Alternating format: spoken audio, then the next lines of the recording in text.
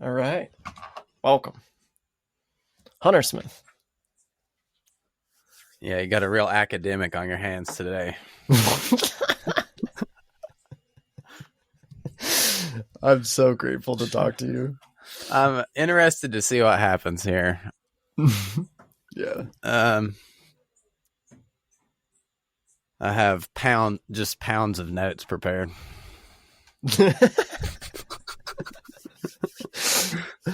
Well, I mean, really, you take pounds of notes.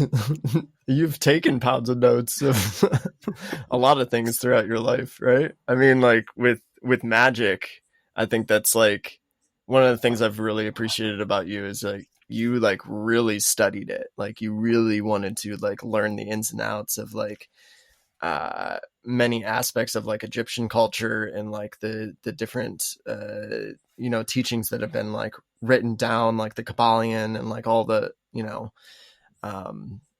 it's really cool to know that, like when you're really passionate about something, you just like really just get like really nerdy with it, and that's cool. Yeah, I don't have I'm like either won't do anything at all, like I can't make myself do it, or I'm like totally obsessed with what I'm doing. And and lately that's really become, I'm trying to become a licensed tattoo artist, so I've just been like making art and studying techniques and trying to consume information. And my magic practice has really kind of taken a back seat the past, like since I've had my son, and just since like COVID and life and everything. Of course, once you do it for so long, it just becomes how you think, like I think and I see the world in a magical way. So I'm like basically constantly praying, like constantly talking to a higher power, like whether I'm like depressed as shit or like dealing with something difficult, or the moments of like awe and mystery and beauty. And on that, I was going to say, can we start this with like a little prayer? Absolutely. I would love that. Would you like to lead it? Yeah, I was going to read, it's an old translation. I'm not exactly sure anymore of exactly where it comes from, but it's the Lord's Prayer, but a little bit different. Okay. All right. Father and Mother of the cosmos, ever shimmering light of all, your light is focused within us as we breathe your holy breath. Now you enter the sanctuary of our shared hearts, uniting within us the sacred rays of your power, your beauty, and awakening our heart's desire that unites heaven and earth through the sacred union. Your light shall guide us as we fulfill what lies within the circle of our lives today. We know that you already forgive us of our secret fears, as we choose to forgive the secret fears of others. Let us not enter forgetfulness of reality, tempted by false appearances. For from your astonishing fire comes the eternal song, restoring and sanctifying all. It is renewed eternally in our lives and throughout creation. We seal these words as truth in our hearts, committed fully in trust and in faith, as together we say, Amen. Amen. Wow. That was great. Where do you don't know where that's from? It's a version of the Lord's Prayer. I found it somewhere when I was like 17, and I've kept this like really beat up piece of paper in my wallet for like years. Nice. Of the prayer, and it's just kind of like one of my go-tos to help me remember to just like what's going on, be present. It's all a game, it's all for fun. Yeah, it's beautiful. I love the part like forgive me of my secret fears, as we choose to forgive the secret fears of others. What does that show for you? I think, some of, especially in society today, taking medications for like depressants and anxiety and stuff is like way up. And just about anybody can go to a doctor and they'll just like prescribe you a bunch of random stuff, you know. And I'm not saying like there's people that really need help and it can help a lot of people. I'm not like anti, you know, modern medicine completely, but I think that it's a distraction and kind of denial of like the human experience, you know, like just being a human isn't supposed to be easy. And I think we all carry secret fears. You know, we wear masks, we like play a role depending on who we're with and what we're doing and where we go. And we have this kind of like phantom self that we build up to present to the world for, so we're accepted and safe and we can play along, you know. But that whole time we're carrying the secret fears within us in every situation. You know, every person that I meet, you're not going into that from an authentic place. You're going into that automatically from a place of fear, because the reason you play roles is for acceptance.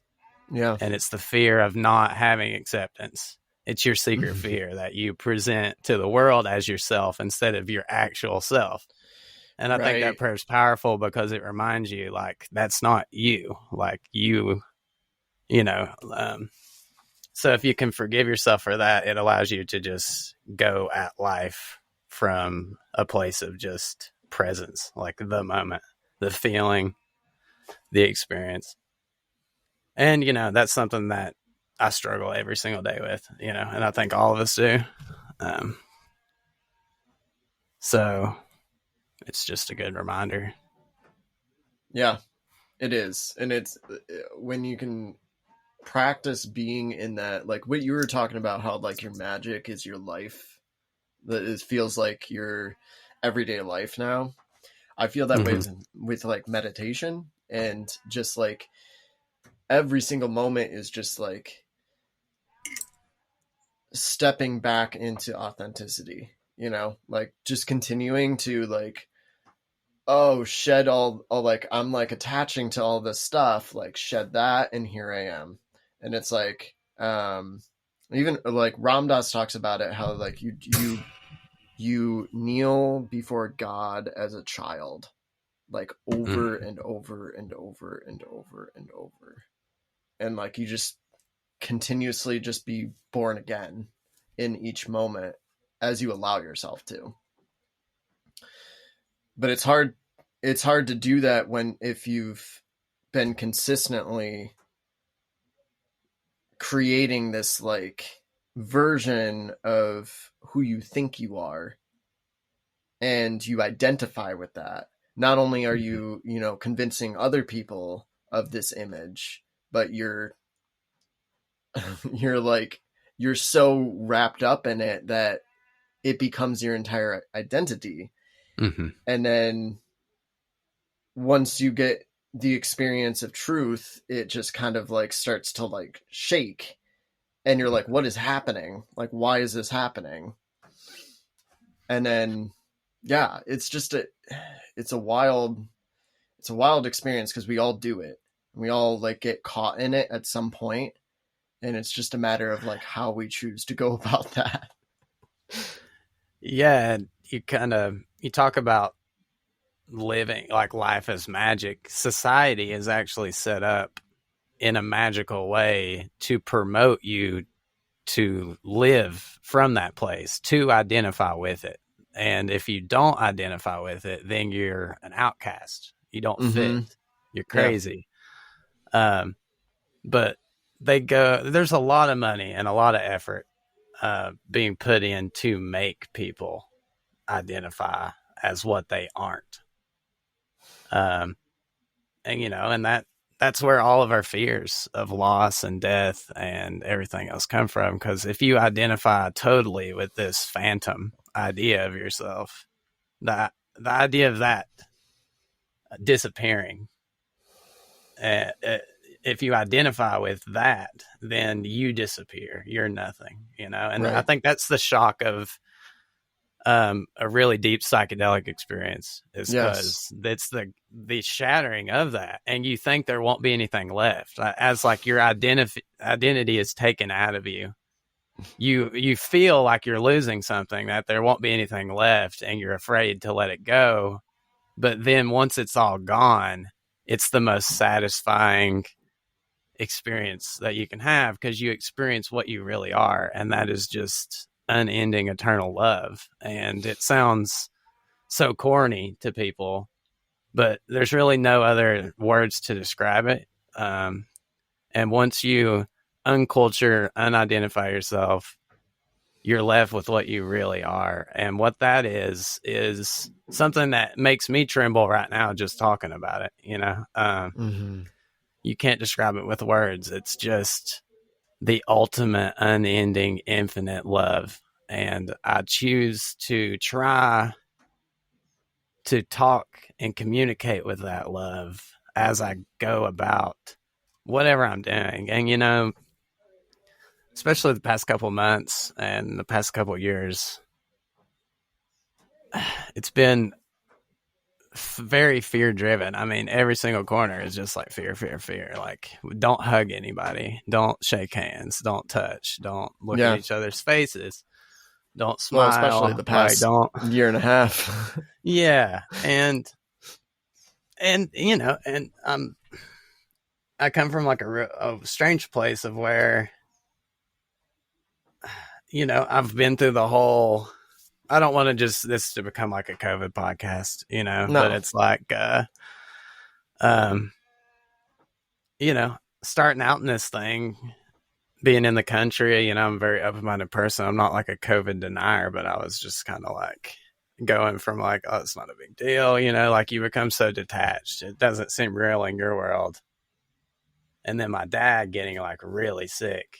And, he was on full life support for basically 60 days, on a ventilator, and like wouldn't be alive without modern medicine. That's something that I'm like really thankful that is there. And it was also a shock, at the same time. It makes you reevaluate everything, even from like just like almost losing your dad to like everything going on in the world. And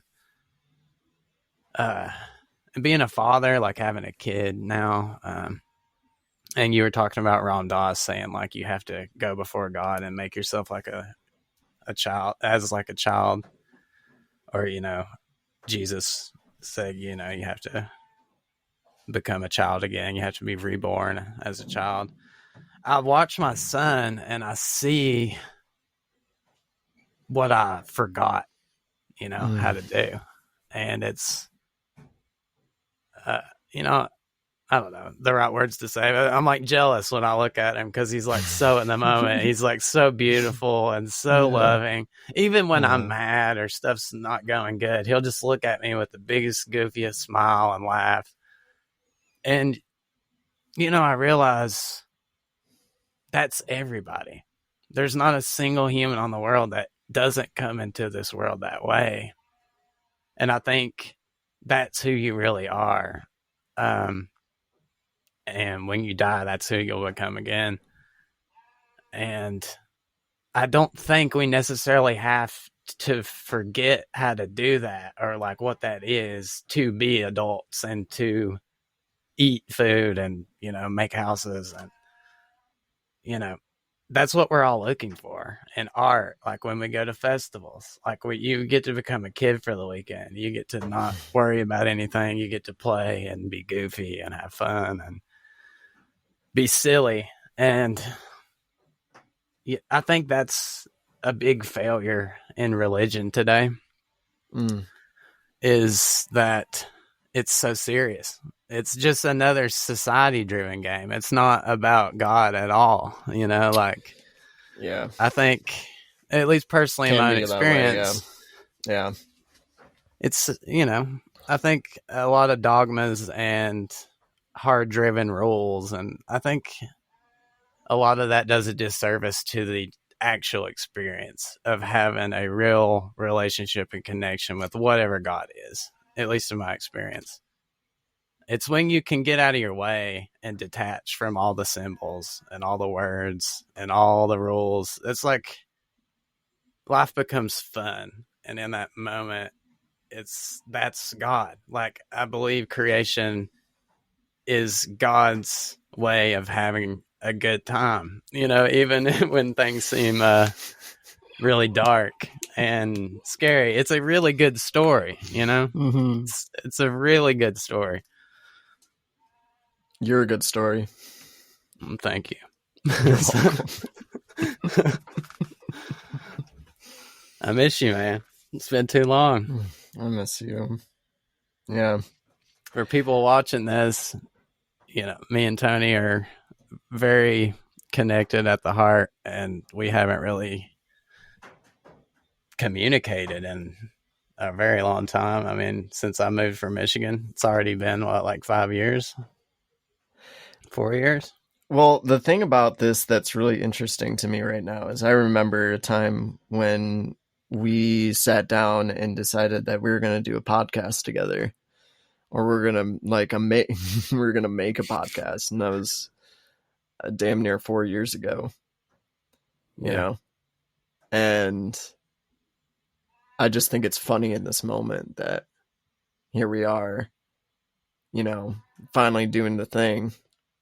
And it's the right time, I feel very blessed to be where I am, and I'm so grateful to watch you as you've grown and you raise a kid and be in partnership, and all the ways in which you've had to face trials and struggles and continue to come back to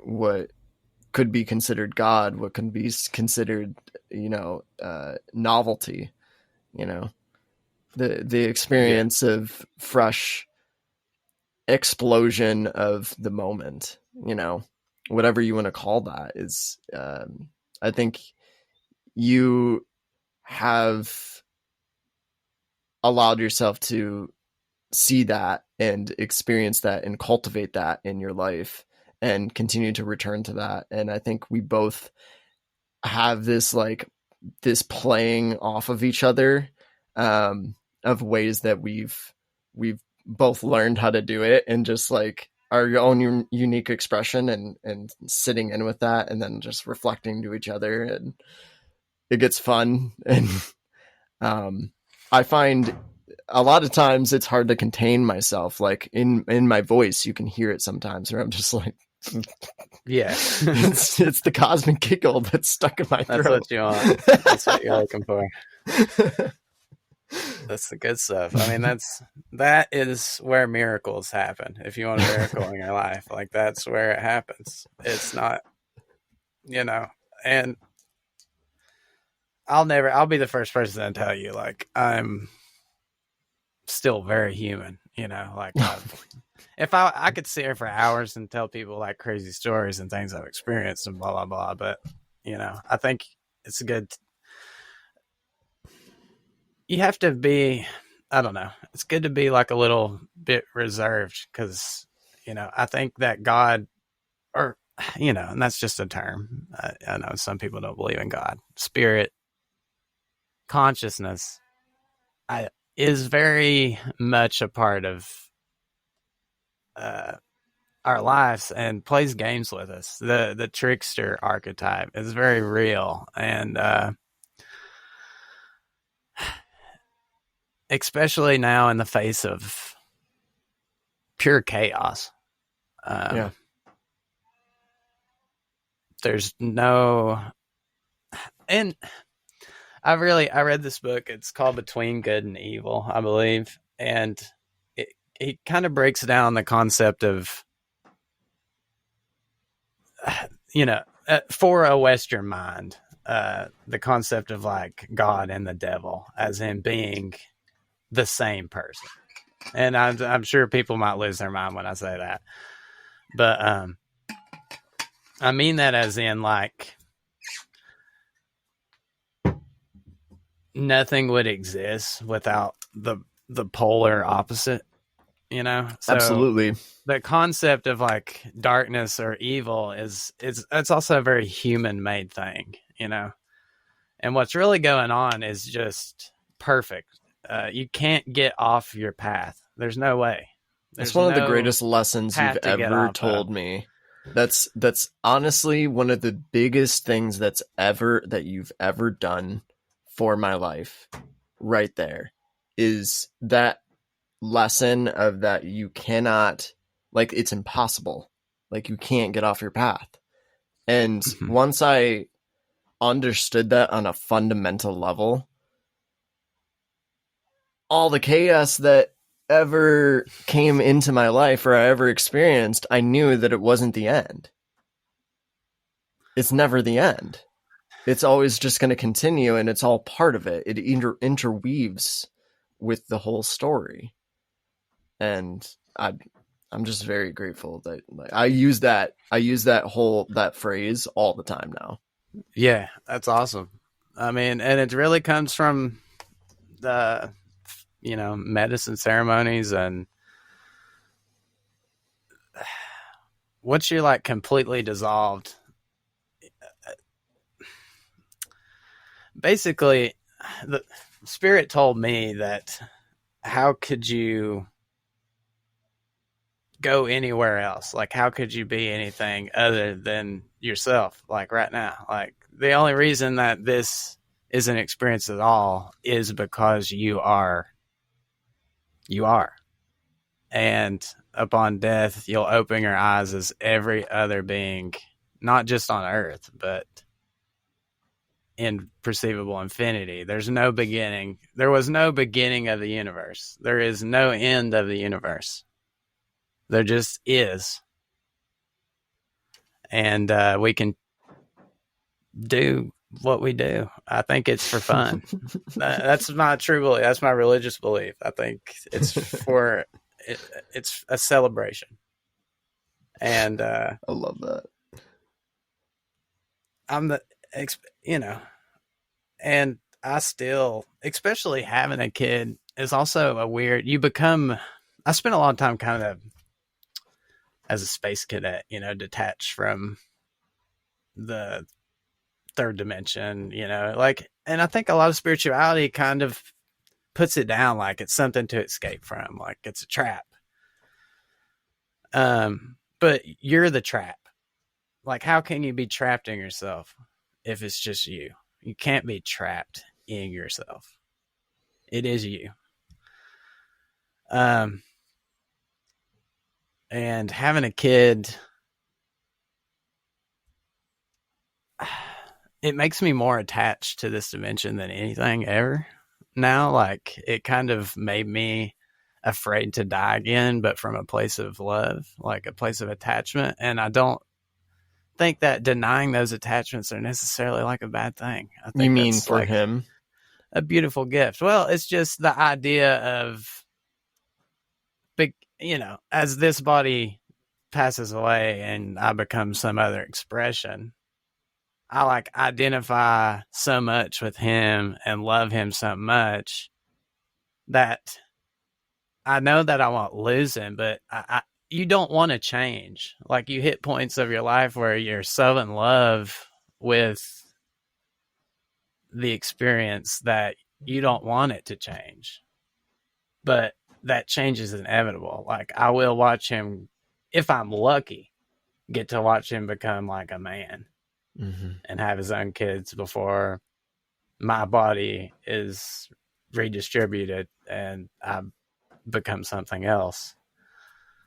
And there's a part of me that's okay with that and looks forward to it. And there's a part of me that is like terrified because you become so in love. Like, I'm in love with you and I'm in love with my partner, Lucy, and my family. And I'm in love with this planet. You know, Yeah. I love this planet. And it's, I don't know. It goes back to the God and Satan, or the good and the dark being the same thing. It's like the things that scare me the most are also the things that I love the most because I'm attached to those. And it's the attachment that causes fear. It's your attachment to your identity that you present to society. And like losing that or that being denied, that causes fear. It's attachment. That's the only thing that causes fear. If you're okay with change, there's nothing to worry about. Yeah. Because everything changes. It's constant. Mm-hmm. So whether it's bad, it will, or perceivably good, like it will change. Like if you're in pain, if you're sick, it will change. What you have to start doing is the work on how you perceive change, how you accept change, and how you're attached to change. Because if you can do that, then there's no need for fear. Yeah. There's no need for anxiety. There's no need for depression. Or you can just embrace it and love the experience of all those emotions as being a part of what it means to be human. And why are you a human? I think we should spend less time denying those feelings and more times embracing them and being okay with being sad sometimes, being okay with being angry sometimes, being okay, like feel it. And as soon as you do that in those moments, you'll start laughing. And that's the cosmic giggle. If you can catch yourself being pissed off and angry and being present with that, you'll immediately start laughing and it goes away. And that's what I talk about. That is the cosmic giggle. That is the transformative force of the universe. I think God speaks in laughter. And if you can find that, then it transforms everything into being okay. And it's the same moment, like when you're completely washed away your identity, you will start laughing. There's nothing left to do. And you might say, wow, if you can talk. But I think that's the experience of awe. Yeah. Like Jason Silva, obviously. Yeah, I haven't really got into his stuff like a lot, but I know who he is, and I've mostly heard you talk about him. And yeah, doesn't he focus on like flow states and stuff? Yeah, I haven't watched him recently, but he talks a lot about like the ineffable expression of like he brings up a lot of quotes of many great thinkers in the past and just like very seamlessly flows them together into this way of like communicating like that you are everything, and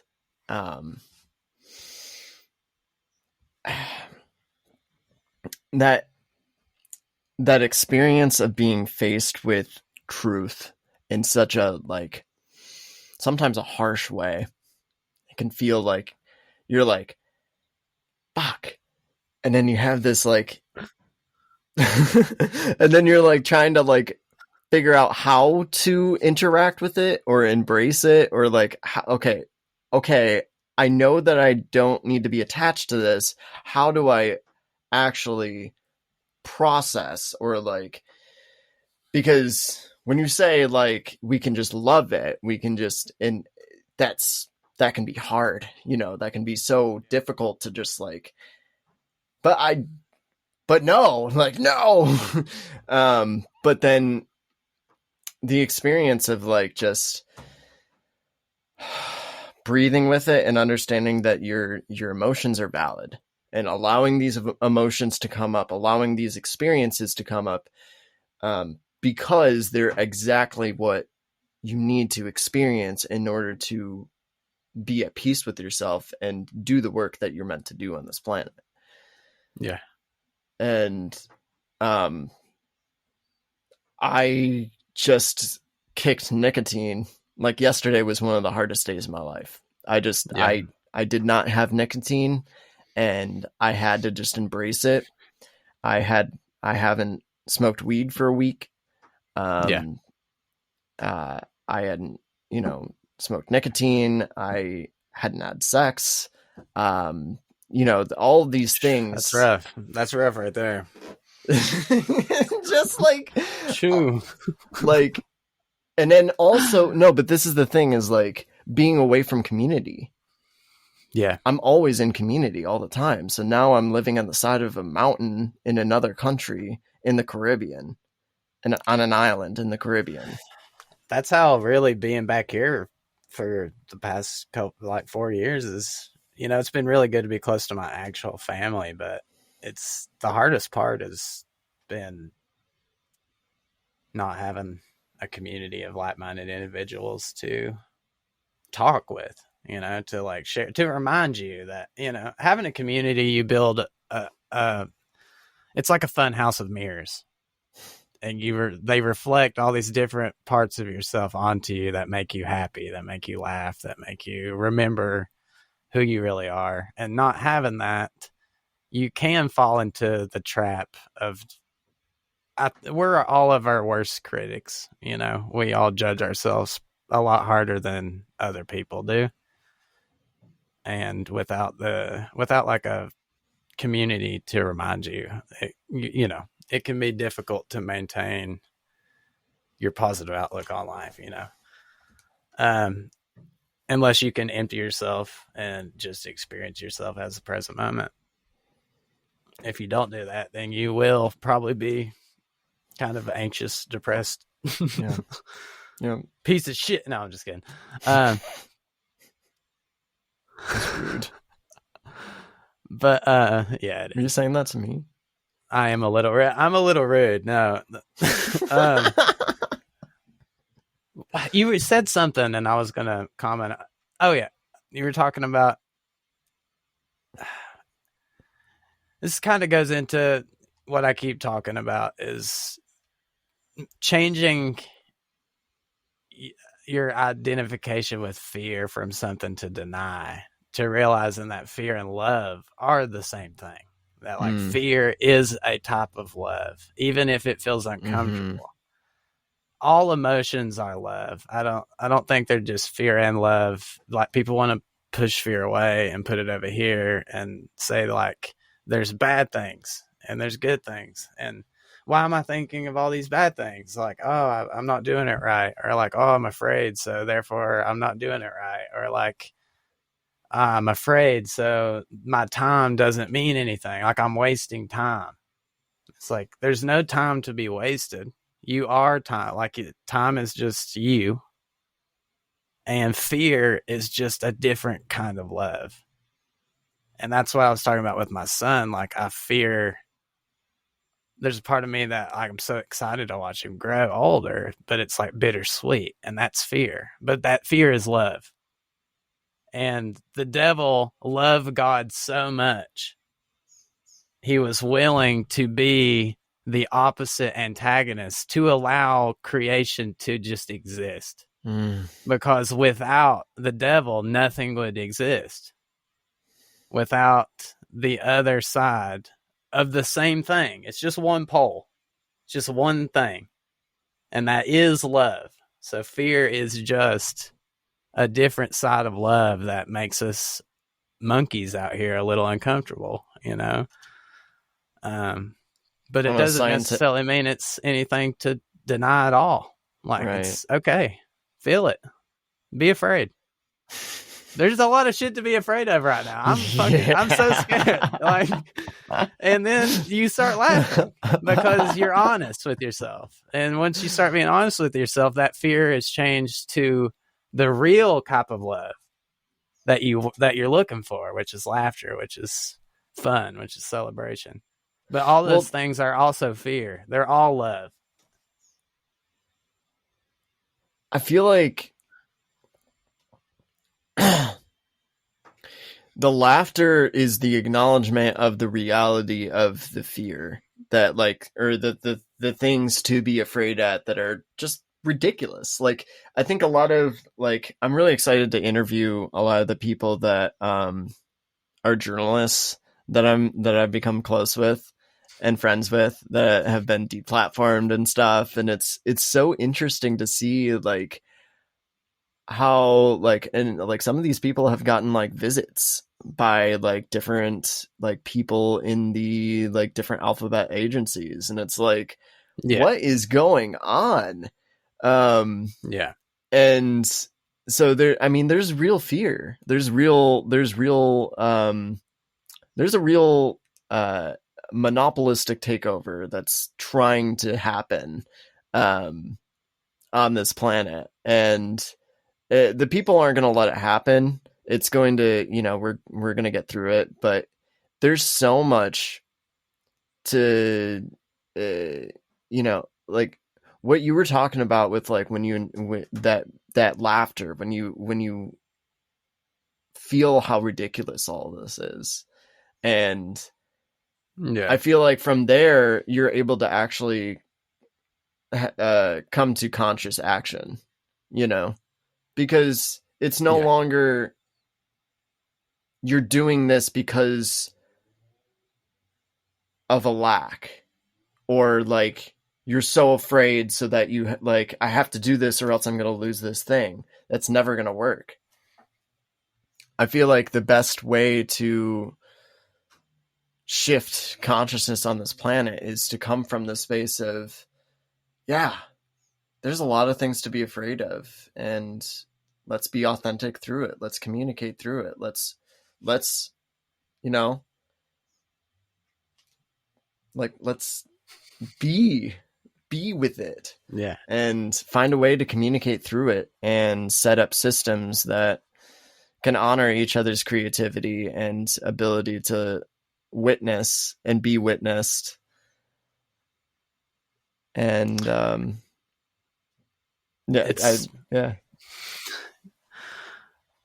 And it's silly because if you sit back and look at all the things that everyone's scrambling around, freaking out about, it's all self-perpetuated. Like we're monkeys arguing about symbols.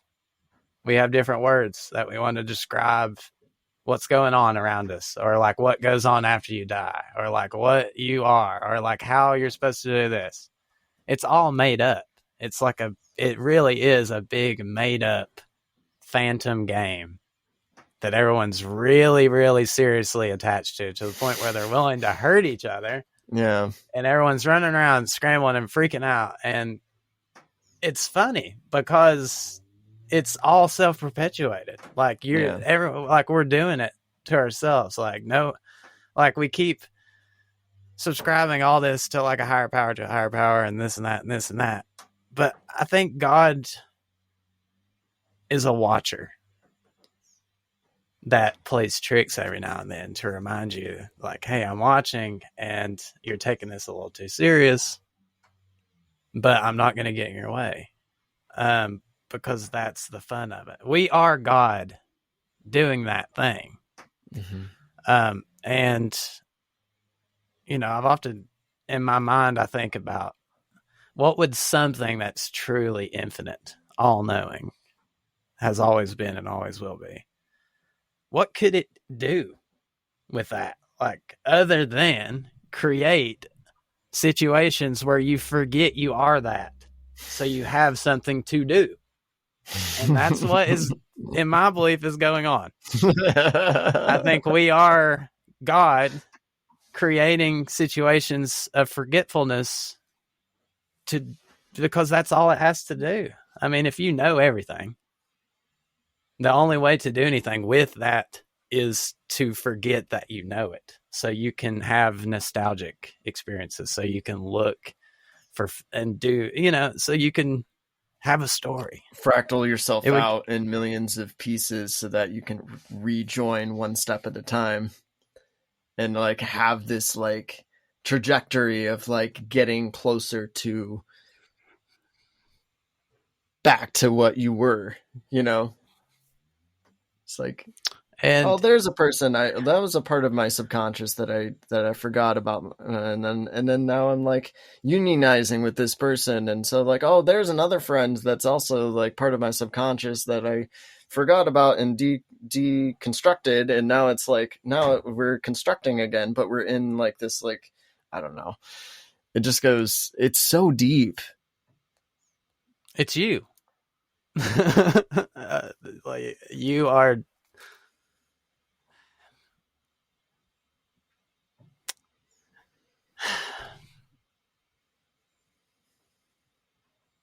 and where do we go from here? You know,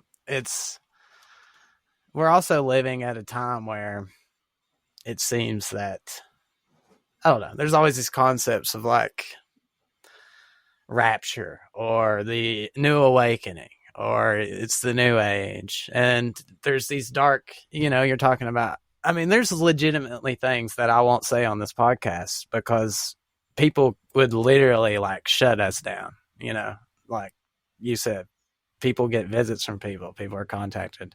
I've dealt with it myself. They have my blood. They have my fingerprints, like, we are being constantly monitored and tracked and analyzed by something.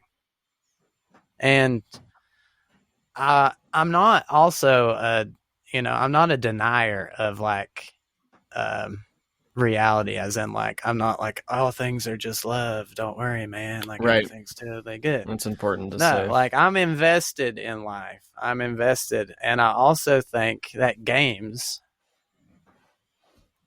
have lots of twists and turns, and there's always a winner and there's always a loser, and that's what makes them fun. There's competition, and competition also drives novelty. You need chaos to force us to do things. Like we're the kind of animals that if we just have a giant mound of bananas under a tree, we're just going to sit there and eat bananas until we run out. I mean, as like, the human monkey. And there are magicians of chaos that I believe some of them think they're doing good work, as in like we're forcing human consciousness. Like we're going to force the Christ to awaken on earth by making so much competition, by making so much chaos, by making so much pain that it forces humans to get up and do something about it. And there's also magicians of illusion, magicians of control that would rather keep everybody asleep so consciousness stays in one place and they can micromanage everyone's existence while they play this Monopoly game on this planet, and they get off on that. And, there's ideas for everything. I don't know if these are like multidimensional entities or aliens or just crazy people or whatever you want to call it. But at the end of the day, my beliefs are that they are me. That's me out there doing that in some weird way. That we all are. They aren't over here and God's over here and you're over here. They're the fear and love pole. They are you. They're the part of you and the part of God that is creating, that's playing the devil role. We love everything so much that we are the antagonist. We will be the chaos that the world needs to change. And I'm sure that not everyone's conscious of that. And I'm not justifying all the nasty things that they're doing. But I do see and believe personally that everything is perfect. Everything's going exactly the way it's to be. And I think what we're seeing right now is our own consciousness effort to push itself into nostalgia, to push itself to make it change, to make us look for better options, to make us get up and go outside and farm our own crops, build our own houses, gather our own water, make technology that is beneficial to us, because we will push ourselves either into an extinction event or we will get our shit together. And the only way we'll ever get our shit together is to push ourselves to the brink of an extinction event to give us the motivation collectively to do it. Mm-hmm. And I don't know what that's going to take, but I do believe in the hero's journey, the archetype that you will go through trials and everything will seem like you have an impossible task among you, impossible odds to come out and win. And then the hero, that is the miracle. The hero always wins in the face of impossible evil, in the face of impossible perils to face, the hero shines and somehow by a miracle wins. And I think we all are that hero together, this planet, our species. We are a hero and we are our own villain. And we're doing this together for a purpose. And that is to create something that maybe God has never even seen. Maybe that's what God is looking for. If you know everything, then wouldn't you start trying to create something to make something that you don't know? I mean, I don't know if that makes any sense or if that kind of, you know. I see where you're going with it. I don't think that you would be infinite, all-knowing, and not do anything. Like, you'd just be bored. Be infinitely bored. Like, nostalgia is the process infinitely of happy. Yeah, maybe. Or maybe, like I said, these are all words to describe little feelings that we all get. And some of us feel those feelings differently. Like, those are body feelings. It's love. Like, your boredom is your love. Like your fear is your love. It's just us. Like, we perceivably have a choice to play this game in a certain way, but I think whatever happens, it's creating something new. It's a birth. We are collectively, that's the argument, yeah. I think the occult and like magic and everything gets a bum rap. There's been some, especially even from early on, there was active media trying to discredit magicians like Aleister Crowley and everything else, which he did some pretty crazy stuff. But we are the consciousness fresh out of witch trials, fresh out of the conquering of all pagan and tribal communities. We wiped out all of North America, all of South America, all the Irish and Nordic clans, all the pagans were wiped out. They're heathens. They have nothing of value. They're devil worshippers. And we are the product of that game. That consciousness created us. And really what paganism to me is, from my understanding, is the recognition of the fertility, the force that generates everything, that generates the stuff, not just human beings. The sex isn't just physical. It's not a physical symbol. It's a symbol of death, rebirth. And that is what generates everything. There is a masculine and feminine force that pervades, that is creating, that is a creative force. The Lord, the Lady, the Goddess, the God. What nature is doing. It's just observation. Paganism is observation of what is and what you feel. At least it is to me. And I think we're all the bad and the good. We are making love and we are creating something new. And it's pretty kinky. Kinky indeed. Well, you want to wrap this up? Yeah, we can. That sounds good to me. We can, and we can continue too. I don't know. That seemed like a really good spot. Yeah, it seems good. Yeah, we don't want to burn ourselves out too much. Yeah. I'm down to still talk for a minute if you want or whatever. Yeah, I don't know what you're doing. Yeah, but it's I have a feeling that we're gonna do this podcast many more times.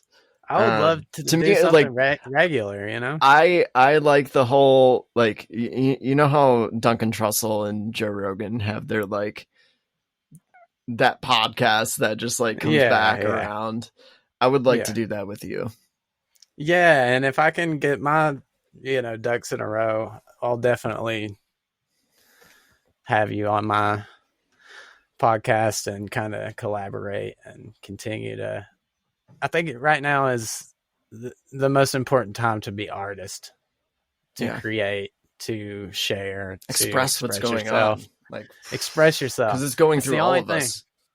all this energy. It's all energy. We're all feeling it. And we're all trying to describe words to it to make us feel okay enough to like get through the day. But really, you got to put it on paper, put it in wood, put it in stone, create, express yourself, dance, Yeah. hug your family, love each other the best you can.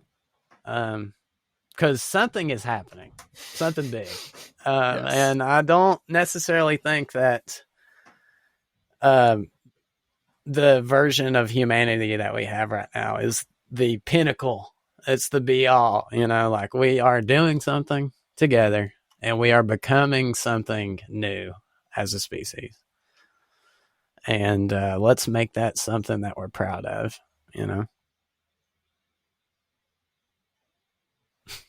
I'm proud of you. I'm proud of myself, and I'm proud I'm of proud of you. what we're creating together. Hunter Smith. Thank Honey. you. I'm going to check out fabledremedies.com. Still in the process. It's very rough, but I'm going to have all my paintings and digital art and my music on there and Nice. our podcast. And my fiance Lucy makes wizard hats and all kinds of cool stuff. And hopefully we can start contributing to building a community around weird and strange tales. We're going to be focused on just weird, paranormal, and strange, and mystical, and magical stories that remind us that life is really weird, and there's something sacred in that weirdness. Yes, and absolutely. We can. So, thanks, Tony, for having me on here, and it's been good to see you. You look beautiful, and I hope you're enjoying your new space. I want to hear all about what you're doing down there and stuff too. So, yeah. I mean, for the past 3 days, I've been in quarantine because the Commonwealth of Dominica is where I am, and Dominica, if you don't have your vaccine, makes you stay at a designated quarantine place for 5 days, and then you take another test. Luckily, the place that I'm staying, that I was going to when I came to Dominica, is a designated quarantine place as well. okay. So there's you're like at your room and stuff. Yeah. So this is my room, and okay. I'm staying in this building while the co-inhabitants of this land are working on the permaculture, working on the gardens, and I have to just kind of stay here, and they bring me some food, and I shit in a bucket, and I talk to my girlfriend, and drink water, read books, play music. How long do you have to do that? It's 5 days. 5 days. And then after that, I was like, man, you're not on the 14-day, are you? No. That's a meditation. No, yesterday it honestly was really hard. It was really hard. And I really got through it by talking to my girlfriend, just continuing to find things to do, and also talk to somebody, because I felt very isolated. But I think I'm finally past the hardest part, and I'm excited to really learn about these plants. And I had a vision yesterday. I had a vision it was 2 days ago. I had a vision of this native woman pouring ayahuasca down my throat. It was the weirdest thing. And then come to find out, the next day I was talking to one of the people here, and they said, right there, we're growing a ayahuasca vine. And I was like, really, at literally the same place in which I had that vision. So yeah, there's some magic. Alive. Yeah, there's some magic happening. She is there.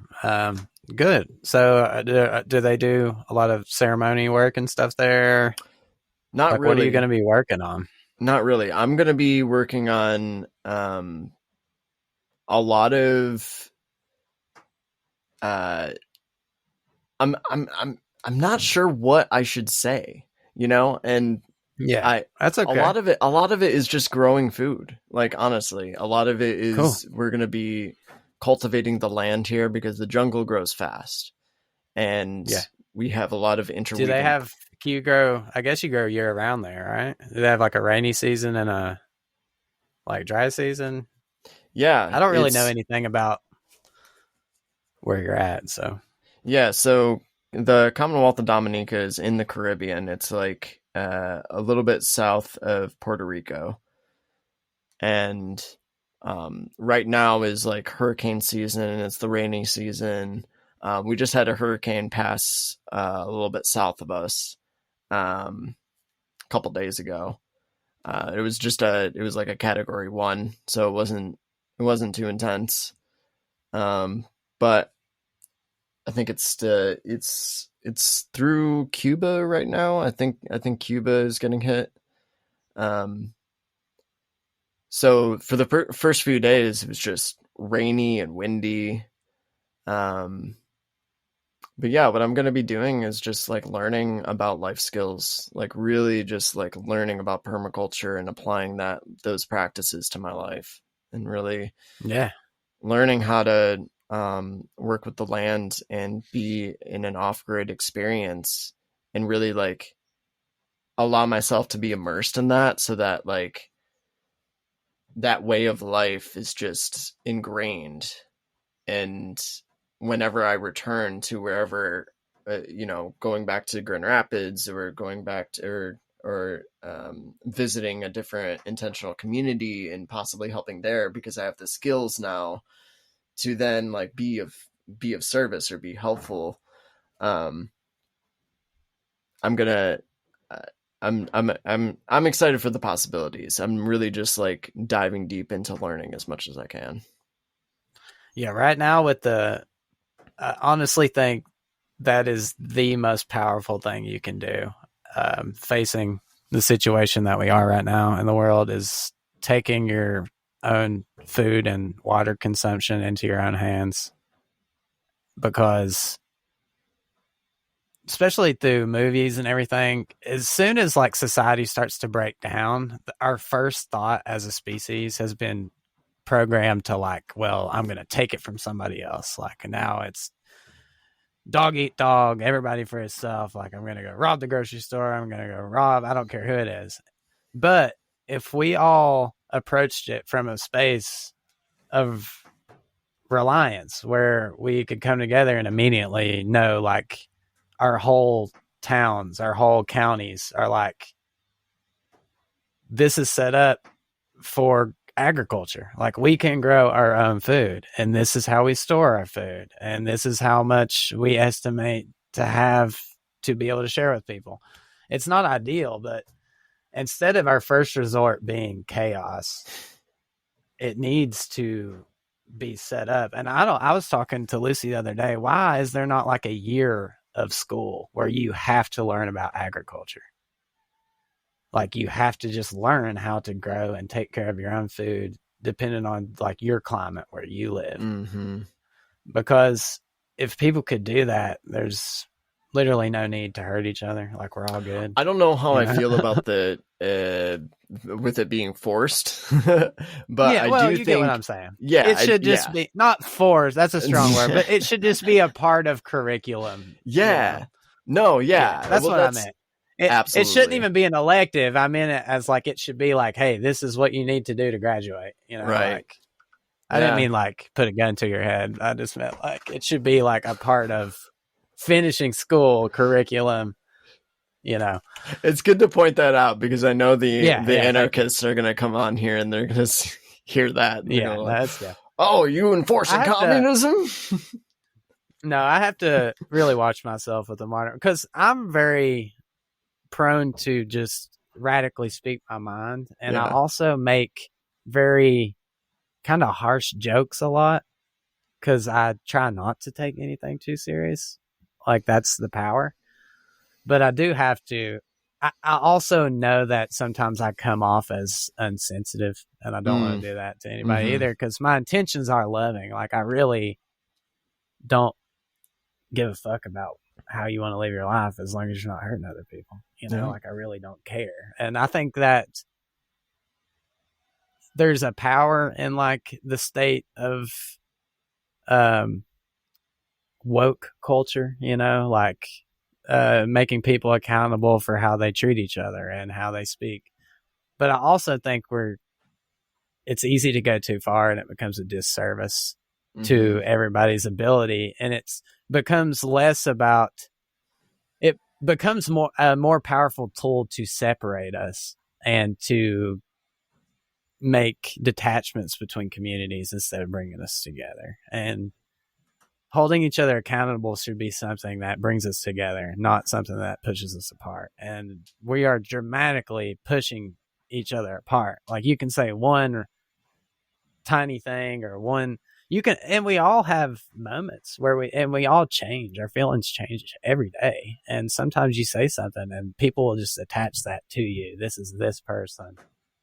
You're blacklisted. You know, you're shut off social media, or you're categorized as like, oh, you're a left wing, or you're right wing, or you're this, or you're that. And that is a tool given to us by chaos magicians to make sure that we do not have unity. It's illusion. It's magic.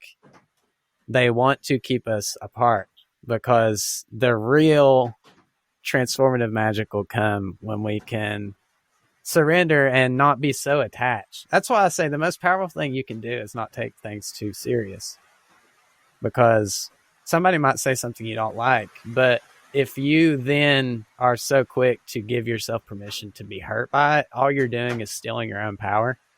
All you're doing is casting a negative spell on yourself, when really you can just hear that as a word, as a symbol, understand that this is just a part of you that's trying to communicate, and it's really not that big of a deal. Like, that word isn't going to hurt you. Like, you're okay.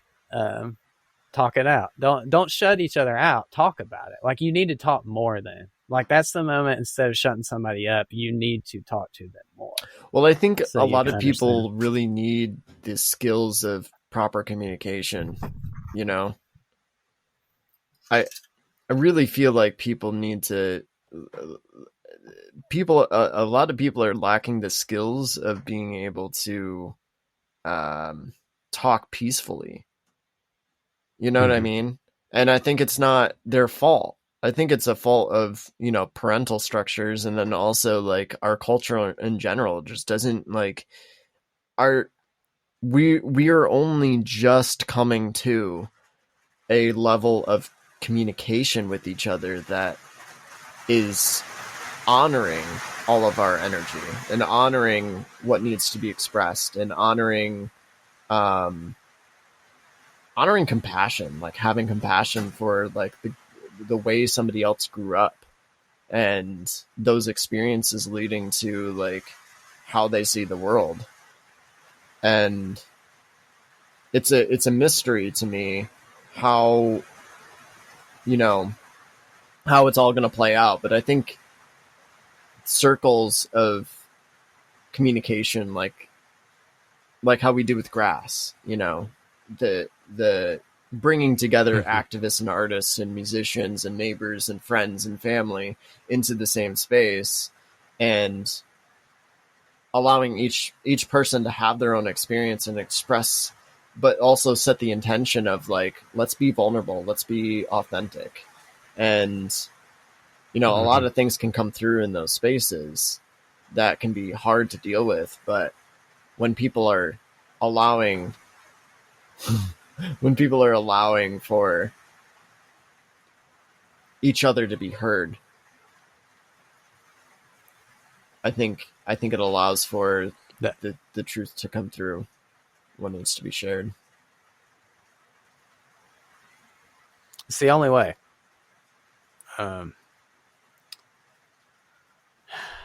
Is it raining there? Yeah. Is it very loud? Yeah, okay. I was like, it's not super loud, but I can definitely hear it. And I was like, what is that? Yeah. Yeah. Eventually, I want to get some soundproofing. Yeah, The thing about this building that I'm in is that it's open in many different places, and so sound like when it rains, it's you can easily hear it, and if there's any that's sounds cool. outside the room. But I also It figured, doesn't, I mean, it's rain nice. sounds Like, cool, so yeah, no, it's it's nice. fine. I was just like, yeah, it's all good, you know. Yeah, But, this stuff isn't very expensive. And I don't know if you're allowed to hang stuff up there or not, but, there's non invasive ways to do it. But off what you were saying, I wasn't trying to change the subject. I could just like hear it, and I was like, "What is sure. that?" Yeah. But I think what we're experiencing is, I really believe we're trying to create a new language Mm-hmm. as a species, Mm-hmm. because as the world becomes, and we're in this, I feel so conflicted. We're in this weird state. Like, we do need a one world culture, like, and there's all this movement, and a lot of fear. I'm the first guy that'll be like, oh, it's reptilian aliens, like, whatever. It's fun. But I'm into a lot of conspiracies and stuff. But, there is a huge movement for one currency, one world currency, one world government. And, it's like we are in a situation where, like, the only way to stop war, and I'm not saying we need a governing body that forces us to do all these things, but we do need one language, one, like, no countries, like, we are just the earth, like, one world, one money, one people. Like, it makes sense in like a loving way. Like, that's what we're all talking about. Like, we are one, we're all one. So how do we start to navigate these systems where we don't let old patterns control them? Because that's the effort, is like, one world government is inevitable, one world currency is inevitable, like, one language is inevitable, even if it takes 1,000 years, 2,000 years. Like, that's what we're all merging together. We're all breeding with each other like one species. There won't just be individual races, which that scares people, but that's what's happening.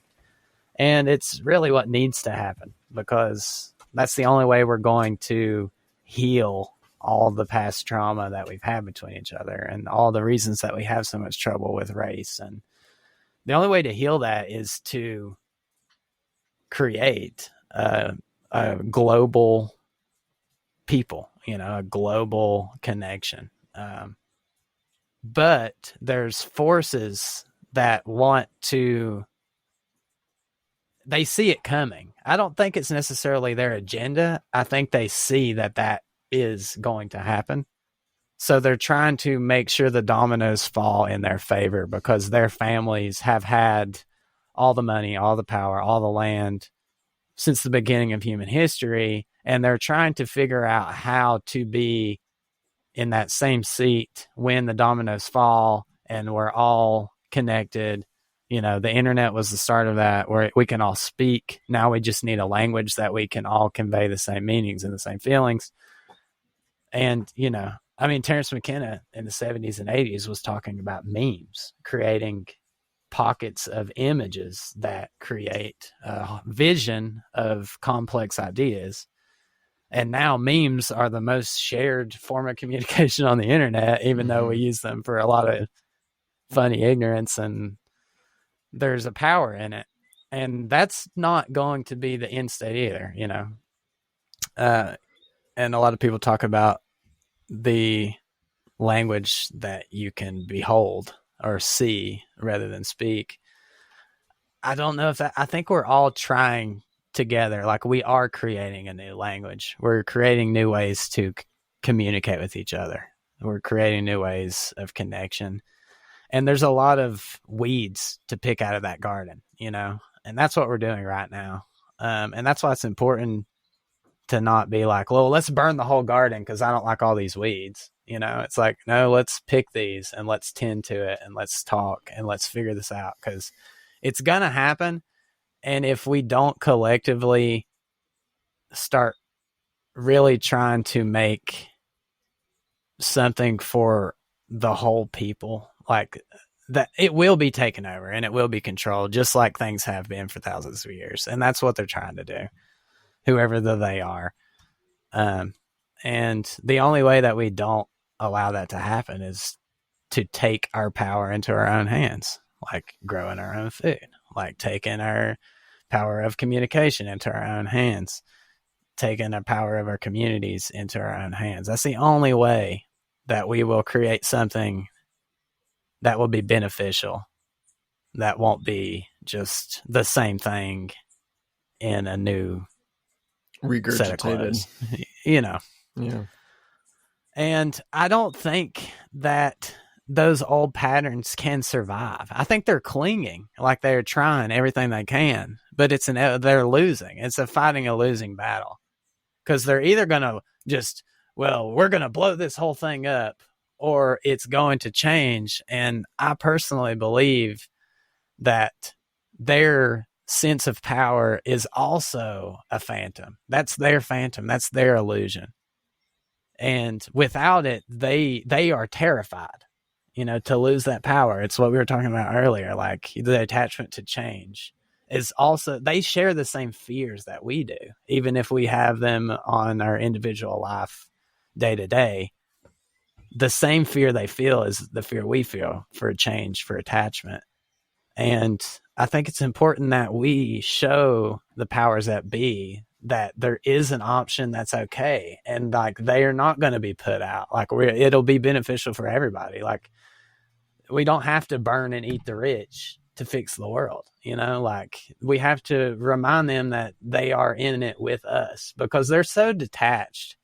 If you've been so stinking filthy rich your entire life, you never had to worry a single time about anything. You've just had everything you've wanted. You're so detached from struggle. You're so detached from like being hungry, from working, from labor. Like, I mean, we're all one human, but like they really don't understand. You know, they really don't have the presence and the feeling. They don't know. They're ignorant. So the chaos and the control and the pain they cause is also from ignorance. And it's up to us to educate them. And I'm not saying you do that with violence. That's why we need to create systems, even though they're going to try to destroy that, you know, and stamp it out and like, shut us up. We have to keep going. We have to keep making better and better forms of communication. We have to keep making better and better ways. Build better ways. Provide for ourselves. Yeah. Yeah, it's the only way. It's the only way that we're going to not just be stuck in the same trap that we've been in for thousands of years. And I think it's inevitable, you know, like change will happen. It's happening. Yeah, it is. It's it's been happening. Yeah. And I think we're getting closer and closer to that experience of alternatives. Like we're living out alternatives. We've been living out alternatives for, it's never ending, but if you look at the 20th century and the ways in which we just like totally shifted how we interact with each other, especially in the 60s, and the huge renaissance of psychedelics and like how we just continue, from there, we just continue to expand the way we do things. And like the whole idea of permaculture didn't even like come to what's the word? The like collective consciousness until like the 80s and 90s. Like it really wasn't, it's so important now to recognize that we have the power to change these things, and we have the power to live into alternatives and build alternatives. And live that way of life, regardless of the fear of what certain people project onto that whole thing. Because like the only way that these people that are creating these systems are going to survive is if people continue to support them. But when the people decide they don't want to support these things that are actively killing them and that are Yeah. actively like destroying the land, destroying relationships, destroying people's ability to like really make wealth for themselves,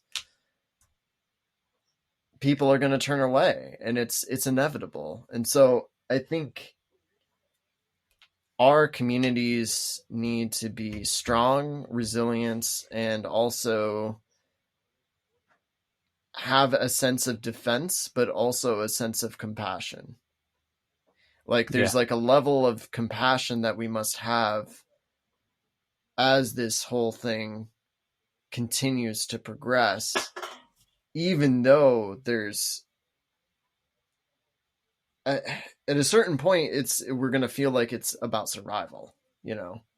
I deeply feel that, but also it's gonna, and the details are not things that we need to figure out at this moment, you know. But Mm-hmm. I think focusing on those alternatives and building those spaces, um,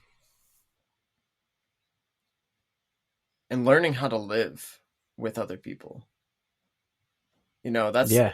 that's And that's that's why I'm a passionate what, and paganism is a kind of become an umbrella term. It's kind of like fits a lot of things inside of it, and I'm not trying to discredit other religions at all, or even, you don't even have to say you're religious, but I think you were talking about the reemergence of like psychedelics and culture and how it's like affecting consciousness. We have to remember, like, there was a very driven effort to abolish pagan and plant-based cultures. mm-hmm. And that effort is what set up the culture and society that we all are inside of. Like, we play that game by those rules.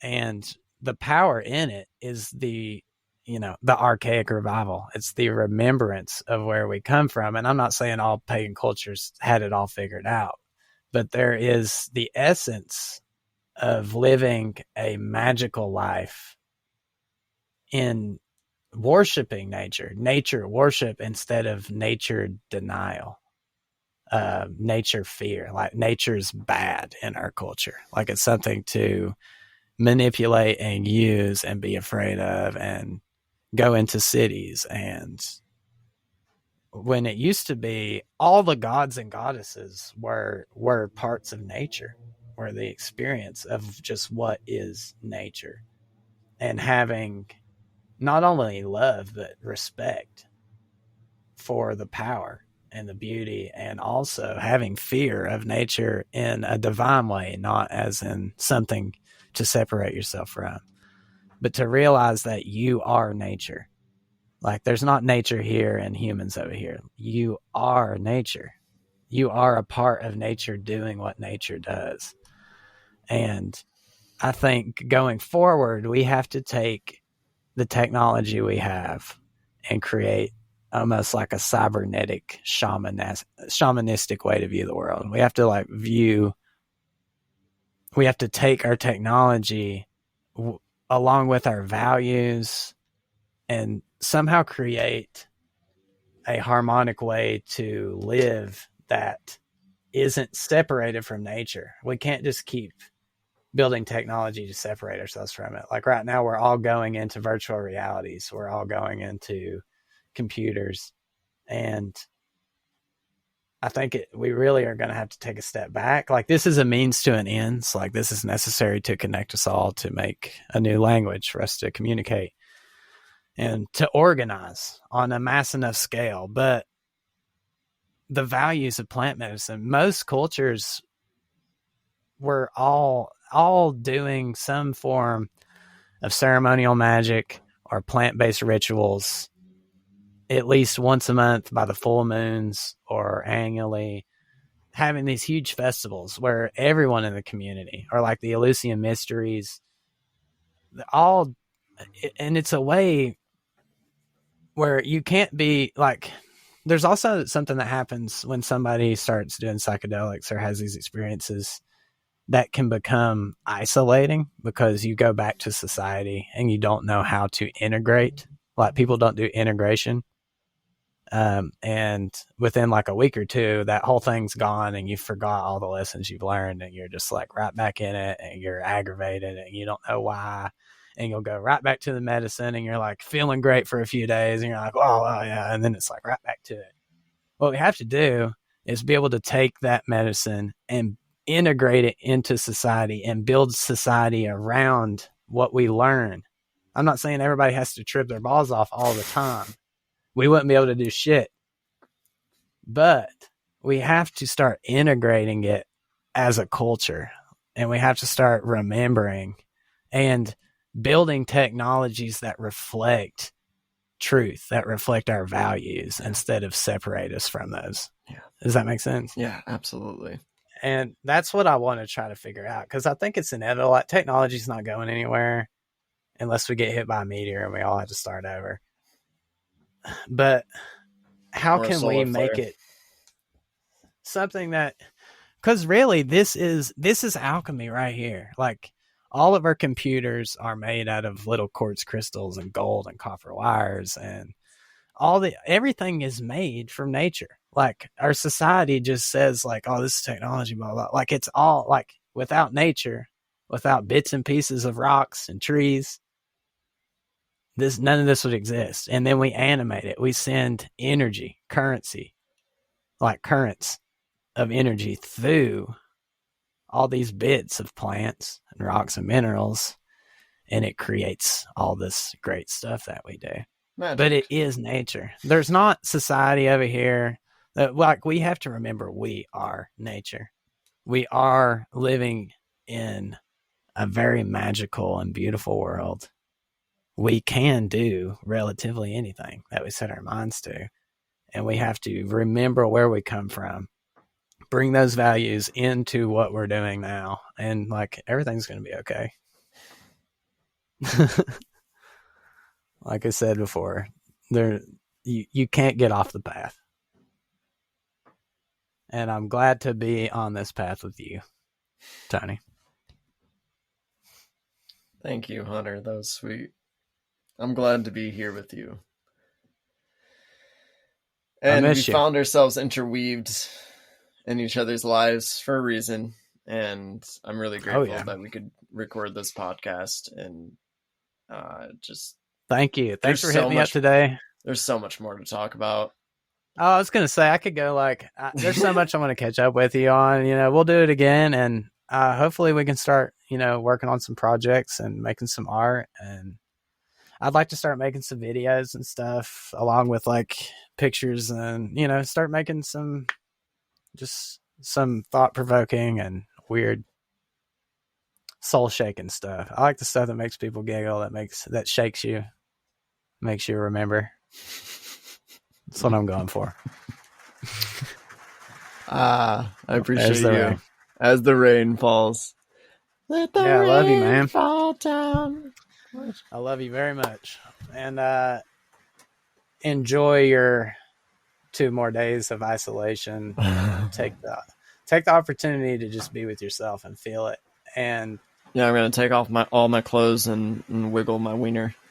I invite you. Yeah, get naked. Show your butthole to the sky and tell yourself it's okay to feel anxious. It's okay to feel alone and see what happens. Roll around in the dirt, stick your tongue out, shake your head around. You'll be all right. I love you. Love you, man. Thanks for having me on here, Tony. For listening and being a part of this. Yeah, thank you. Everything's going to be all right. It already is. There's no other way. Peace, love, happiness. Goodbye, folks. Thanks.